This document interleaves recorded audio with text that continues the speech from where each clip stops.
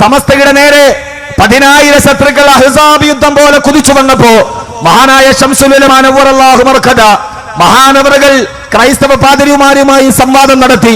ഇവിടെ നേരത്തെ സമസ്തയുടെ ചരിത്രം പറഞ്ഞപ്പോ പറഞ്ഞല്ലോ, ബഹുമാനപ്പെട്ട സുറിയാനി ഭാഷ പോലും കൈകാര്യം ചെയ്ത ബഹുമാനപ്പെട്ട ശംസുൽ ഉലമ നവ്വറല്ലാഹു മർഖദ മഹാനവറുകളുടെ വാഗ്ദോരണിക്ക് മുമ്പിൽ പിടിച്ചു നിൽക്കാൻ കഴിയാതെ, തോൽപ്പിക്കാൻ കഴിയാതെ വരുമ്പോ ഒരു സംവാദത്തിൽ ക്രൈസ്തവ സഹോദരങ്ങൾ തീരുമാനിച്ചത് എങ്ങനെയെങ്കിലും ശംസുൽ ഉലമയെ ഒന്ന് തലകുനിപ്പിക്കണം. നമ്മുടെ മുമ്പിൽ സ്റ്റേജ് ഒരുങ്ങി, ഇതേപോലെ വിശാലമായ സ്റ്റേജസ്.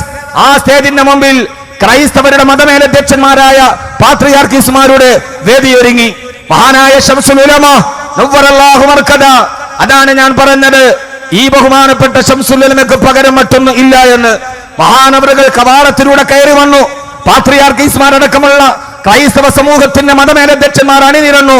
മഹാനവറുകൾ കയറി വരുമ്പോ അവരുടെ നേരെ അഭിമുഖമായി കയറി വരുന്ന വാതിൽ, ആ വാതിലിന്റെ പൊക്കം കുറച്ചു സംഘാടകർ.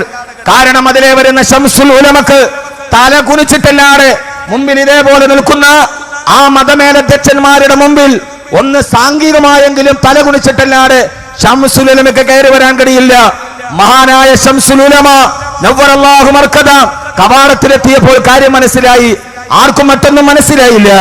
ആ സമയത്ത് ബഹുമാനപ്പെട്ട ശംസുൽ ഉലമ നവ്വറല്ലാഹു മർഖദ നേരെ നിന്ന് തലകുനിക്കുന്നത് വരും മഹാനവറുകൾ മേലെ തിരിഞ്ഞു നിന്ന് പൃഷ്ഠഭാഗം കൊണ്ട് അദ്ദേഹം അകത്തേക്ക് കയറി വന്നു.